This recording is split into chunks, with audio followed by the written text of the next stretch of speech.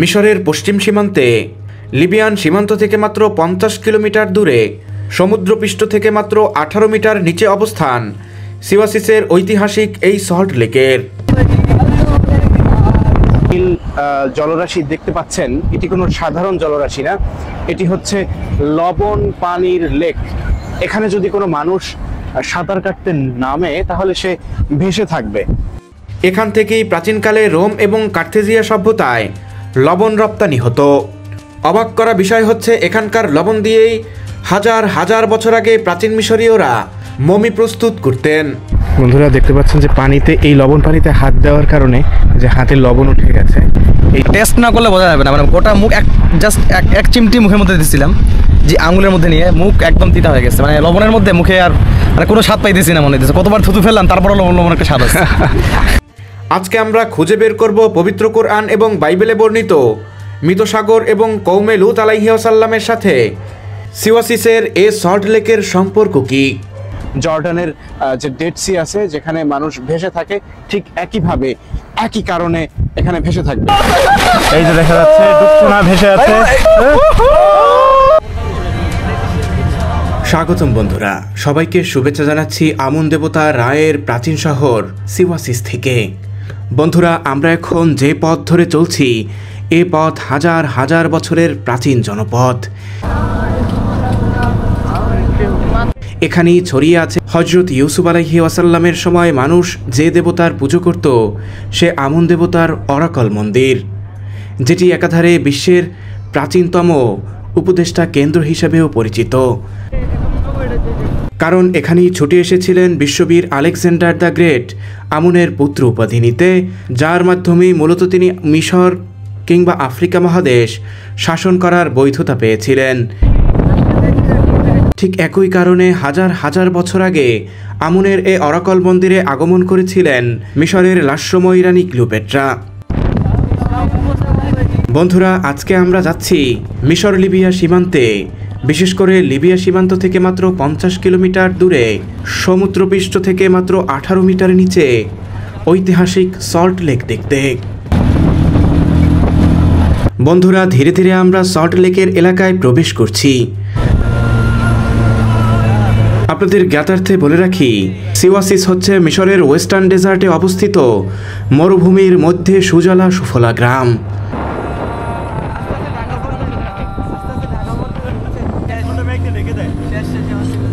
এখানকার জলধারা, গাছপালা কিংবা প্রাণ প্রকৃতি দেখে আপনার কোনোভাবেই মনে হবে না এটি মরুভূমির মধ্যে এক বিচ্ছিন্ন জনপদ, যার কারণে এখানে বসবাসরত বারবার উপজাতির ভাষাও ভিন্ন, ভিন্ন তাদের সংস্কৃতি কিংবা পোশাক আশাক।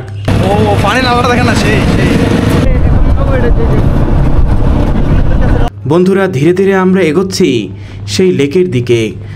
আপনারা দেখতে পাচ্ছেন সল্ট লেক থেকে চলে আসা সরু খাল চলে গেছে একদম সিওয়াসিসের সব জায়গাতে। সিওয়া একটি ওয়াসিস বিশিষ্ট হাজার হাজার বছরের প্রাচীন জনপদ। এখানেই ছড়িয়ে আছে অনেক সভ্যতার ইতিহাস। বন্ধুরা, আমরা আস্তে আস্তে প্রবেশ করছি সিওয়ার সেই সল্ট লেকের অভ্যন্তরে। প্রায় ২০ কিলোমিটার এলাকা বিরান, যেখানে নেই কোনো গাছপালা কিংবা প্রাণের অস্তিত্ব। লবণের তীব্রতা এতই বেশি যে এখানে ঘাসপালাও জন্মাতে পারে না। ধীরে ধীরে আমরা প্রবেশ করছি সেই লবণ ক্ষেত্রের অভ্যন্তরে।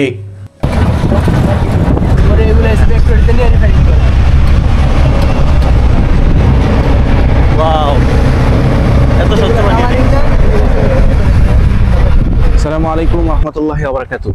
বন্ধুরা, আমি এখন অবস্থান করছি মিশরের রাজধানী কায়রো থেকে ৭০০ কিলোমিটার দূরের ইতিহাস, ঐতিহ্য এবং প্রাকৃতিক সৌন্দর্যের জনপদ সিওয়াসিসে।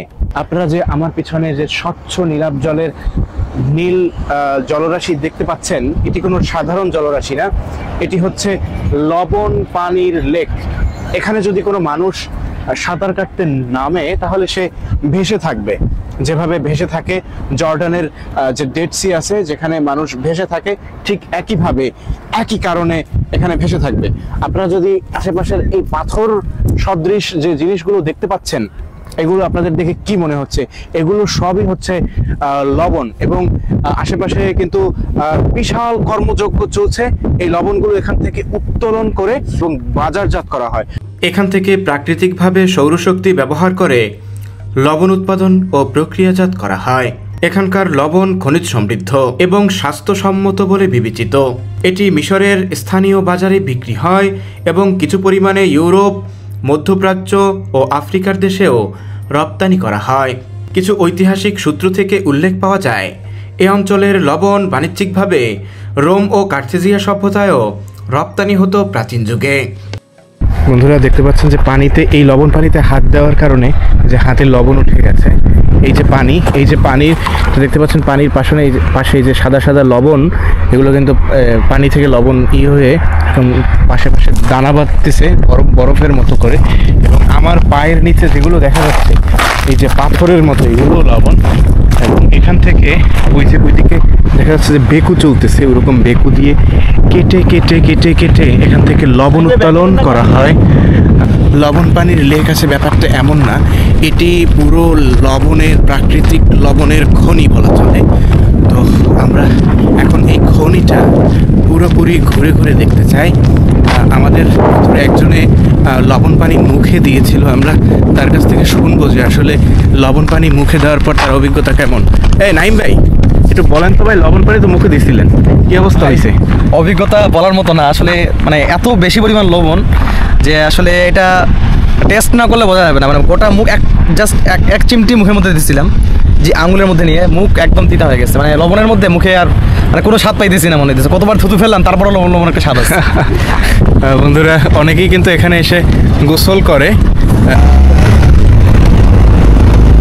বন্ধুরা আমরা এখন অগ্রসর হচ্ছি ওই জায়গাটাতে যেখানে মানুষ নামতেছে পানির ভিতরে, সেখানে মূলত আমরা যাব এবং ওনারা কি করতেছে আমরা সেই জিনিসটাই দেখানোর চেষ্টা করতেছি। ছোটো ছোটো হাফ প্যান্ট পরে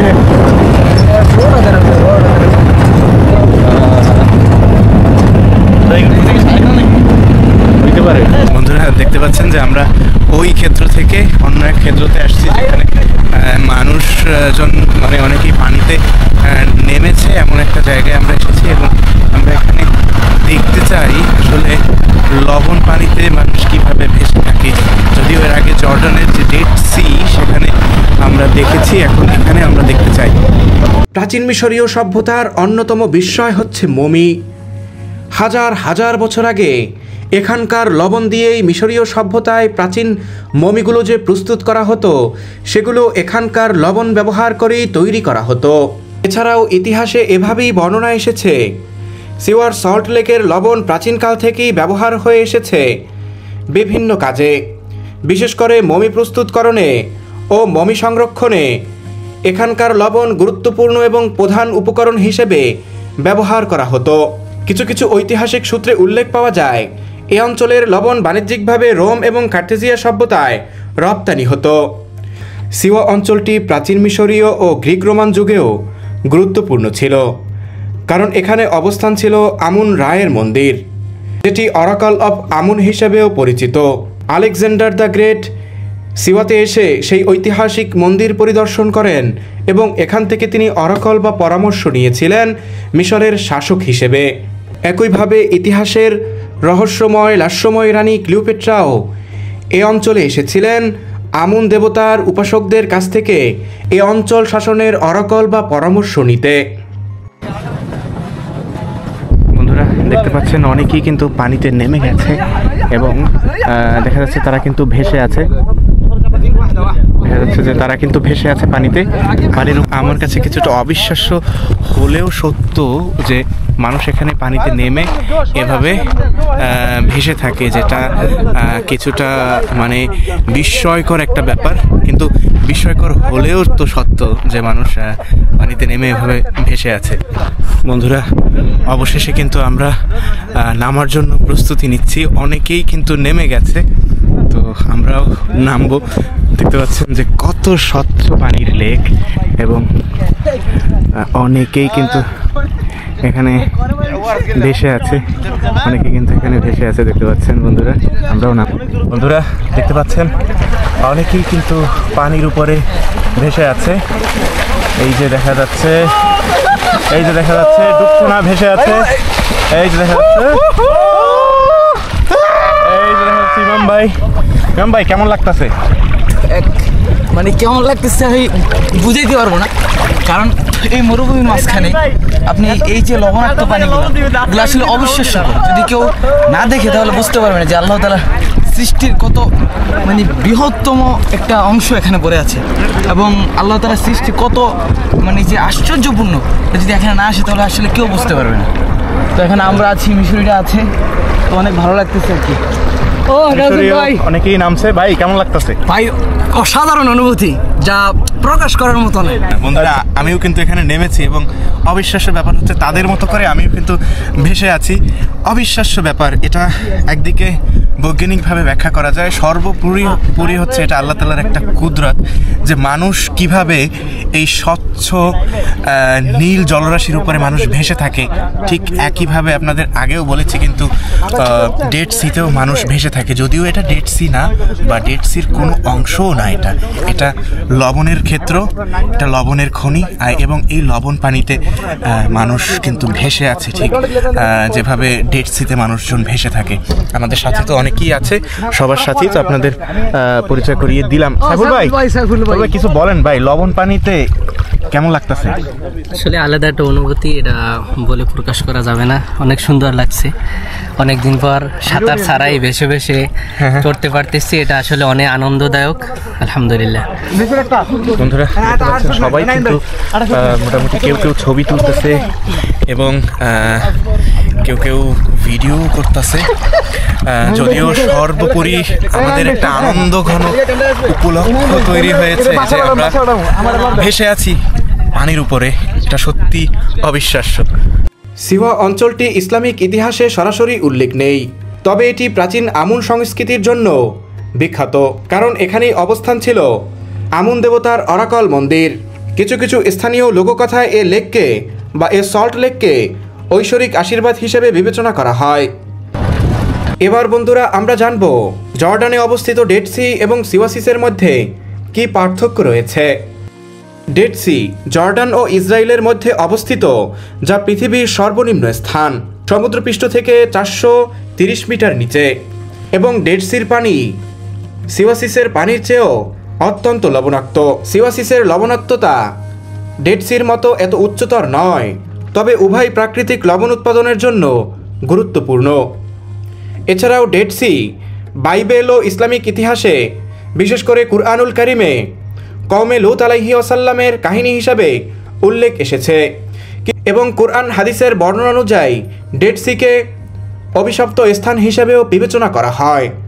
কিন্তু সিওয়াসিসের এই জায়গাটা ডেড সির মতো অভিশপ্ত নয়, কিন্তু এটি প্রাকৃতিক লবণ উৎপাদনে বিশ্বের অন্যতম প্রাচীন ক্ষেত্র হিসেবে বিবেচিত হয়ে এসেছে। সিওয়াসিস পর্যটকদের জন্য আকর্ষণীয়, বিশেষ করে প্রাকৃতিক সৌন্দর্য এবং লবণাক্ত পানির চিকিৎসা গুণের জন্য। আমরা যখন এখানে সাঁতার কাটছি তখন অনেক মিশরীয়রা এখানে এসেছেন এই লবণাক্ত পানিতে গোসল করার জন্য। তাদেরকে জিজ্ঞেস করা হলে তারা আমাদেরকে জানিয়েছেন ডাক্তারের পরামর্শ অনুযায়ী সপ্তাহে 2 থেকে 3 বার তারা চর্মরোগের জন্য এখানে আসেন। এ পানিতে অবস্থান করে কিছুক্ষণ গোসল করে আবার ফ্রেশ পানিতে গোসল করে এখান থেকে বিদায় নেন। স্থানীয় বেদুইন সম্প্রদায় এ লেকের লবণ সংগ্রহ করে থাকে, যা তাদের আয়ের অন্যতম উৎস হিসেবে প্রাচীন কাল থেকেই বিবেচিত হয়ে এসেছে। এখান থেকে প্রস্তুতকৃত লবণ মিশরীয় স্থানীয় বাজারেও বিক্রি হয় এবং বৃহৎ পরিমাণ অংশ ইউরোপ, মধ্যপ্রাচ্য ও আফ্রিকান বাজারে রপ্তানি হয়। বন্ধুরা অবশেষে আমরা গোসল শেষ করেছি এই লবণাক্ত পানিতে। এখানে দেশ বিদেশের অনেক পর্যটকরা আসে শুধু এই পানিতে গোসল করতে। লবণাক্ত পানিতে গোসল করার অনেক ঔষধি গুণাগুণ রয়েছে, অনেক চর্ম এবং অনেক স্কিনের রোগ ভালো হয়, সেজন্যই কিন্তু মানুষ দূর দূরান্ত থেকে বিশেষ করে দেশি বিদেশি পর্যটকরা এখানে গোসল করার জন্য আসে। ঠিক আমরাও প্রথমে নামতে চাচ্ছিলাম না, পরবর্তীতে গোসল সেরেছি। তো আজকের ভিডিও এ পর্যন্তই, দেখা হবে অন্য কোনো দিন অন্য কোনো ভিডিওতে। সে পর্যন্ত সবাই ভালো থাকবেন, সুস্থ থাকবেন। আল্লাহ হাফেজ। আসসালামু আলাইকুম ওয়া রাহমাতুল্লাহি ওয়া বারাকাতুহু।